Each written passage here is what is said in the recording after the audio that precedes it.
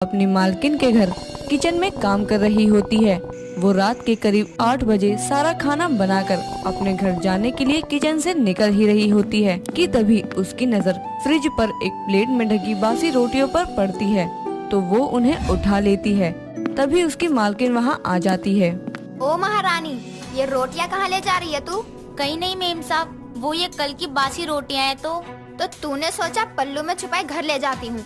Ma'am साहब तो कुछ कहेंगी नहीं? नहीं, ऐसा नहीं है। मैं तो बस ये तुम गरीब नौकरानियों को मैं अच्छी तरह से जानती हूँ। अभी बासी रोटी ले जा रही है, कल को ताजी ले जाएगी। उसके बाद किचन से धीरे धीरे खाने का सामान गायब करने लगेगी ना। वापस रखिए रोटियाँ।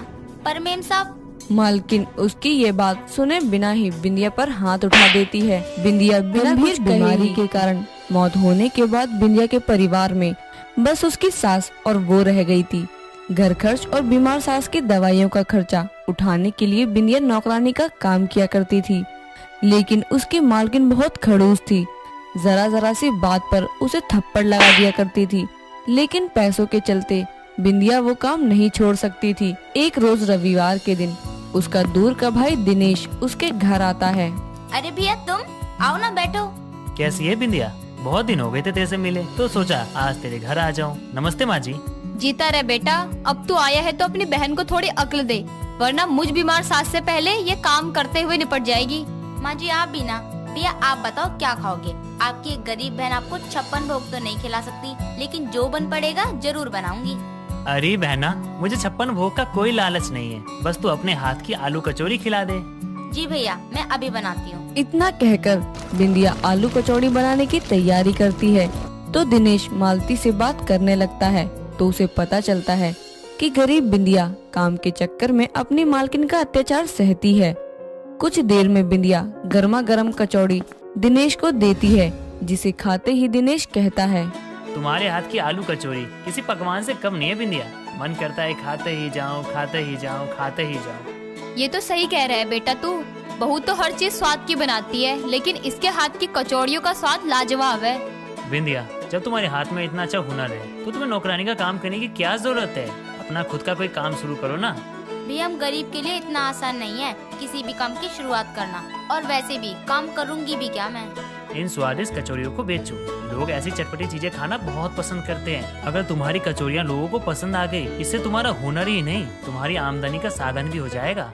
उसकी कही बात से मालती भी सहमत होती है, लेकिन बिंदिया लगा लगाया काम छूट जाने के डर से मना कर देती है। समय बीतता है। एक दिन बिंदिया की मालकिन उसे काम करते हुए बर्तन टूट जाने पर बहुत सुनाती है और काम पर आने से ही मना कर देती है, जिसके कारण बिंदिया को समझ नहीं आता कि अब वो उस गरीबी की हालत में करे तो क्या करे। तो उसे अपने भाई की कही बात याद आती है, तो वो अपनी सास से बात करके अपने किसी जान पहचान वाले से कुछ पैसे उधार लेकर कचौड़ियाँ बनाकर उसे बाजार में बेचने का काम शुरू करती है और अपने ठेले के पास खड़ी होकर आवाज लगाती है, आओ आओ, गरम गरम आलू की कचौड़ी खाओ। बहन जी कचौड़ी खाकर देखिए, ज्यादा महंगी नहीं है और स्वादिष्ट भी है। अरे सुनिए तो। लोग उसकी बात सुनते तो जरूर हैं, लेकिन कोई उसकी कचौड़ियाँ नहीं खरीदता। पूरे दिन बाजार में रहने के बाद निराशा से घर लौट जाती है। तभी उसकी सास कहती है, बहू क्या हुआ, कचौड़ियाँ बिकी की नहीं? माँ जी, बाजार में कितने ही कचौड़ियों के ठेले हैं, तो भला लोग मेरी बनाई कचौड़ी ही खाना क्यों पसंद करेंगे? मुझे तो समझ ही नहीं आ रहा है, मैं करूँ भी तो क्या करूँ? बहू तू निराश क्यों होती है? दिक्कत तो शुरू में हर काम में आती है, और फिर हम गरीबों के पास आस लगाए रखने के अलावा और कोई रास्ता भी नहीं होता। भगवान हम गरीबों को ही इतने कष्ट क्यों देता है? माँ जी, पहले तो इनको बीमारी के चलते हमसे छीन लिया। घर चलाने के लिए जैसे तैसे वो काम किया था, लेकिन मालकिन ने उस दिन के बाद से काम पर आने को मना कर दिया।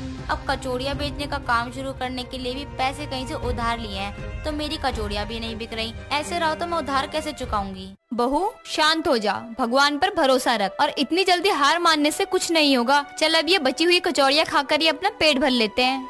निराश गरीब बिंदिया अपनी सास की कही बात समझ जाती है, जिसके बाद दोनों सास बहू वही कचौड़ी खाकर सो जाती हैं। अगले दिन बिंदिया फिर से ताज़ी कचौड़ियाँ और हरी चटनी बनाती है, लेकिन वो बाजार ना जाकर नुक्कड़ पर ही अपनी कचौड़ी का ठेला लगाती है।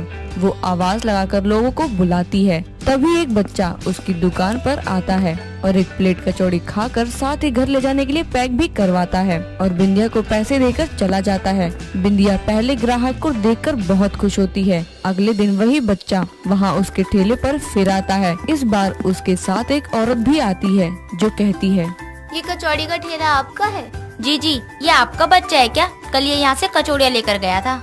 हाँ, वो कचौड़ियाँ मैंने भी खाई थी, बहुत स्वादिष्ट और चटपटी थी। एक काम कीजिए, आप 4 प्लेट पैक कर दीजिए और हाँ, हरी चटनी ज्यादा डालिएगा, उसके साथ कचौड़ी खाने का मजा कुछ और ही है। जी जी, अभी देती हूँ। इतना कहकर बिंदिया 4 प्लेट कचौड़ी पैक करके उस औरत को दे देती है और वो औरत पैसे देकर वहाँ से बच्चे के साथ चली जाती है। जिसके कुछ देर बाद 2 और आदमी उसके ठेले पर कचौड़ी खाने के लिए आते हैं। उस दिन बिंदिया की बनाई कचौड़ियाँ बिकने से उसकी कुछ कमाई हो जाती है। इस तरह समय बीतता है और रोज गरीब बिंदिया की कुछ कचौड़ियाँ तो बिक जाती, बाकी बची हुई कचौड़ियाँ वो और उसकी सास रात को खाकर सो जाया करते। जिसके बाद एक दिन ऐसा भी आता है जब उसकी बनाई सारी कचौड़ियाँ बिक जाती हैं। इस तरह धीरे धीरे लोग उसे गरीब कचौड़ी वाली के नाम से जानने लगते हैं। एक रोज एक आदमी फोन पर बात करते हुए उसकी दुकान पर आकर कहता है, हाँ हाँ भाग्यवान, मैंने अपने कानों से सुन ली, कचौड़ी गरीब कचौड़ी वाली के यहाँ से ही लेनी है। अरे मैं उसके ठेले पे पहुँच गया हूँ, अब फोन काट के परे भी रख दो। बोलिए साहब, कचौड़ी खानी है या पैक करनी है? 1 प्लेट खानी है और 2 प्लेट पैक कर दो। ठीक है। इतना कहकर बिंदिया 1 प्लेट कचौड़ी उस आदमी को खाने के लिए देकर अपना काम करने लगती है। तभी कचौड़ी खाकर वो आदमी कहता है, ओहो वाह, क्या स्वाद है, मुझे तो मजा ही आ गया। जब भी मेरी भाग्यवान मुझे गरीब कचौड़ी वाली के यहाँ से कचौड़ी लाने की जिद कर रही थी। आप जैसे ग्राहकों के कारण ही मेरी कचौड़ियों का ठेला चलता है। मेरी बनाई कचौड़ियाँ लोगों को पसंद आ रही है, ये सुनकर अच्छा लगता है। वो बोल ही रही होती है कि तभी उसे सामने से उसका भाई दिनेश आता हुआ दिखाई देता है। वो आदमी कचौड़ियाँ लेकर वहाँ से चला जाता है। तभी दिनेश बिंदिया को ये काम करते देख खुश होकर कहता है, तो आखिर में तुमने सही फैसला ले लिया मेरी बहना। मैंने तो बस फैसला लिया था, सही साबित तो वो अब हुआ है भैया। आओ भैया, घर पर तो तुमने अपनी बहन के हाथ की कचौड़ी खाई है, यहाँ तुम इस गरीब कचौड़ी वाले की बनाई कचौड़ी चखो। हाँ हाँ, क्यों नहीं। तभी बिंदिया उसे एक प्लेट में 2 कचौड़ियों के साथ चटनी परोसकर देती है। इस तरह गरीब कचौड़ी वाली कचौड़ियाँ बेचकर ही अपना और अपने परिवार का गुजारा